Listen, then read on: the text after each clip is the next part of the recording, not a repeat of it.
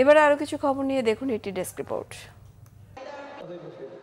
উচ্চশিক্ষার বিস্তার ও ভবিষ্যৎ নেতৃত্ব তৈরিতে স্ট্যামফোর্ড ইউনিভার্সিটি বাংলাদেশের ধারাবাহিক ভূমিকার ভূয়সী প্রশংসা করেছেন অর্থ মন্ত্রণালয় ও পরিকল্পনা মন্ত্রণালয়ের উপদেষ্টা ডক্টর সালেউদ্দিন আহমেদ। শনিবার বসুন্ধরা আন্তর্জাতিক কনভেনশন সেন্টারের এক্সপো ভিলেজে আয়োজিত স্ট্যামফোর্ড ইউনিভার্সিটি বাংলাদেশের সমাবর্তন 2025-এ প্রধান অতিথির বক্তব্য রাখেন তিনি। সমাবর্তন বক্তা হিসেবে উপস্থিত ছিলেন পরিবেশ, বন ও জলবায়ু পরিবর্তন বিষয়ক উপদেষ্টা সৈয়দা রিজওয়ানা হাসান। শুভেচ্ছা বক্তব্য দেন ইউনিভার্সিটির বোর্ড অফ ট্রাস্টিজের chairman professor doctor Farhanaz Firoz এবং ভারপ্রাপ্ত উপাচার্য প্রফেসর ডক্টর ইউনুস মিয়া। সমাবর্তন 2025-এ 5টি অনুষদ ও 14টি বিভাগ থেকে মোট 1407 জন গ্র্যাজুয়েটকে ডিগ্রি প্রদান করা হয়। 10 গ্র্যাজুয়েটকে চ্যান্সেলর স্বর্ণপদক এবং 30 জনকে ভাইস চ্যান্সেলর স্বর্ণপদক দেওয়া হয়। শেষ পর্বে ওয়াফেস, বেঙ্গল সিম্ফনি এবং বিশ্ববিদ্যালয়ের বর্তমান শিক্ষার্থীদের মনোজ্ঞ সঙ্গীত পরিবেশনার মধ্য দিয়ে অনুষ্ঠানের সমাপ্তি ঘটে। বিএনপির স্থায়ী কমিটির সদস্য গয়েশ্বর চন্দ্র রায় বলেছেন, মসজিদ মন্দিরে কোনো রাজনৈতিক বক্তব্য দেওয়া চলবে না। ঢাকার দক্ষিণ কেরানীগঞ্জের আগানগর ইউনিয়ন বিএনপির উদ্যোগে এক জনসমাবেশে প্রধান অতিথির বক্তব্যে তিনি কথা বলেন মসজিদ হচ্ছে ইবাদতের জায়গা। একটি রাজনৈতিক দলের লোকজন বেহেশতের টিকিট বিক্রি করে তাদের মার্কায় ভোট চাচ্ছে বলেও জানান তিনি। এ সময় তিনি ধানের শীষে সবার কাছে ভোট চান।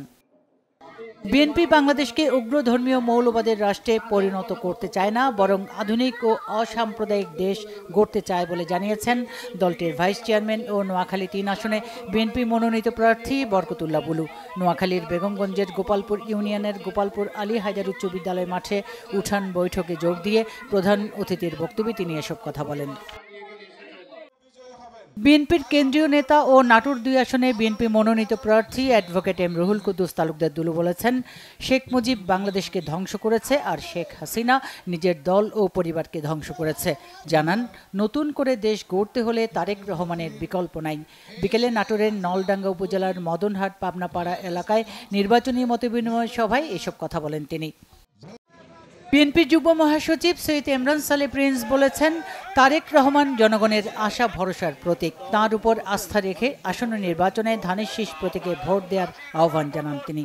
শনিবার ময়মনসিংহের হালুয়াঘাটে গণসংযোগ শেষে পথসভায় বক্তব্য রাখেন তিনি। এ সময় ধোবাউড়া হালুয়াঘাটির উন্নয়নে কর্মসূচির লিফলেট বিতরণ করেন প্রিন্স। সাতক্ষীরার আশাশুনিতে বিএনপির কেন্দ্রীয় নেতা ও ধানের শীষের মনোনীত প্রার্থী সাবেক এমপি কাজী আলাউদ্দিনের নির্বাচনী জনসভা হয়েছে। বিকালে উপজেলার আনুলিয়া সরকারি প্রাথমিক বিদ্যালয় মাঠে জনসভায় তিনি বলেন, নির্বাচিত হতে পারলে আশাশুনি উপজেলাকে ইকোনমিক্স জোনে পরিণত করা হবে।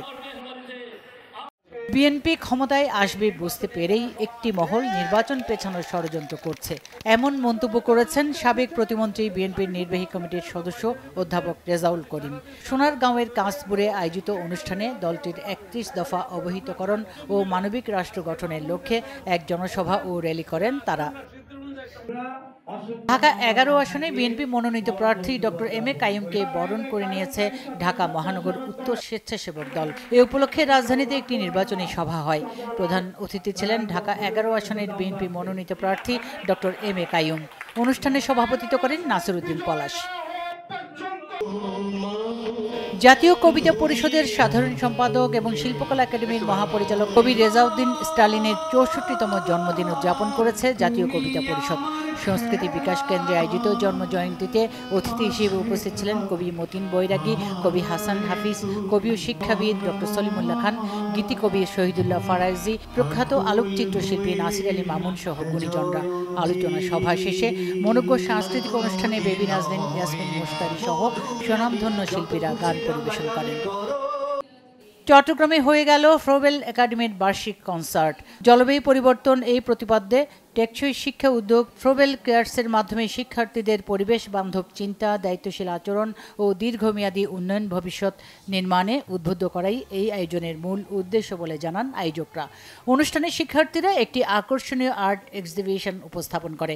অনুষ্ঠানে Ahsania mission cancer and general হাসপাতালের ক্যান্সার বিশেষজ্ঞ ডাক্তার ভাস্কর চক্রবর্তী, পিএসপি ফ্যামিলির ব্যবস্থাপনা পরিচালক মোহাম্মদ জহিরুল ইসলাম, বিএসআরএম গ্রুপ অব কোম্পানিজের অর্থ পরিচালক জোহাইর তাহের আলী, পরিচালক আব্দুল কাদির, ফ্রোবেল একাডেমির প্রিন্সিপাল ও director Tehsin Zohair, co founder ও ডিরেক্টর নুসরাত খান সহ অনেকে উপস্থিত ছিলেন। শিক্ষা, সংস্কৃতি ও লোকায়ত ঐতিহ্যকে নতুন প্রজন্মের সামনে তুলে ধরার প্রত্যয়ে Everest International School Mirpur Uttara শাখার বার্ষিক কার্নিভাল 2025 আয়োজন করেছে। বাংলার ঐতিহ্য পিঠা উৎসবের সাথে আয়োজন করা হয় নানা ধরনের সৃজনশীল, শিক্ষামূলক ও অনুপ্রেরণামূলক কার্যক্রম। শনিবার সকালে আনুষ্ঠানিকভাবে পিঠা উৎসবের উদ্বোধন করেন এভারেস্ট ইন্টারন্যাশনাল স্কুলের প্রতিষ্ঠাতা সদস্য মনিকা সোহাগ এবং প্রতিষ্ঠাতা সদস্য মেহানি। অনুষ্ঠানে স্কুলের ভারপ্রাপ্ত অধ্যক্ষ Abdul Bashir, vice principal Fatima J Rahman, Mahsina Momtaz, শিক্ষক, কর্মকর্তা, কর্মচারী সহ প্রায় 1,500 শিক্ষার্থী ও অভিভাবক এবং এভারেস্ট পরিবারের পিঠা প্রেমীরা উপস্থিত ছিলেন। রাজধানীর একটি অভিজাত হোটেলে FSN সলিউশন লিমিটেড সফলভাবে সম্পন্ন করেছে তাদের সাইবার সিকিউরিটিতে AI সেমিনার। এতে ব্যাংকিং খাত, একাডেমিয়া, সরকারি ICT বিভাগ এবং সাইবার সিকিউরিটি শিল্পের শীর্ষস্থানীয় পেশাজীবীরা অংশ নেন। সেমিনারে FSN সলিউশনের নিজস্ব উদ্ভাবিত বেশ কয়েকটি পণ্য উপস্থাপন করা হয়। অনুষ্ঠানে প্রধান অতিথি ছিলেন বাংলাদেশ ব্যাংকের এক্সিকিউটিভ ডিরেক্টর দেবদুলাল রায়, বিশেষ অতিথি একই ব্যাংকের অতিরিক্ত পরিচালক SM তোফায়েল আহমেদ এবং FSN সলিউশনের চেয়ারম্যান ডাক্তার শান্তনু দাস, ব্যবস্থাপনা পরিচালক মিসবা আবদিন সহ গণ্যমান্যরা। জাতীয় প্রেসক্লাবে হিজবুত তাওহীদের ওলামা ফোরামের আয়োজনে আল্লাহর দিন প্রতিষ্ঠায় জনমত সৃষ্টিতে আলেমদের ভূমিকা শীর্ষক আলোচনা সভা হয়েছে। সম্মেলনে প্রধান অতিথি ছিলেন ইমাম হোসাইন মোহাম্মদ সেলিম। অনুষ্ঠানে শান্তি ও মুক্তি পেতে হলে আল্লাহর দেয়া জীবন ব্যবস্থা প্রতিষ্ঠার উপর জোর দেন বক্তারা। সকালে রাজধানীতে জাতীয় প্রেসক্লাব চত্বরে 8 দফা বাস্তবায়নের দাবিতে নার্স মিডওয়াইফ মহাসমাবেশ হয়েছে।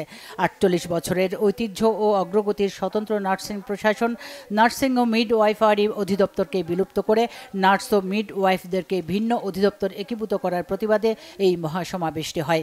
এতে বক্তারা স্বাস্থ্য উপদেষ্টা আশ্বাস দেবার পর 14 মাস পেরিয়ে গেলেও দাবি পূরণ না হওয়ায় ক্ষোভ প্রকাশ করেন এবং মিডওয়াইফদের ন্যায্য দাবি দ্রুত বাস্তবায়নের দাবি জানান। Bangla vision news desk.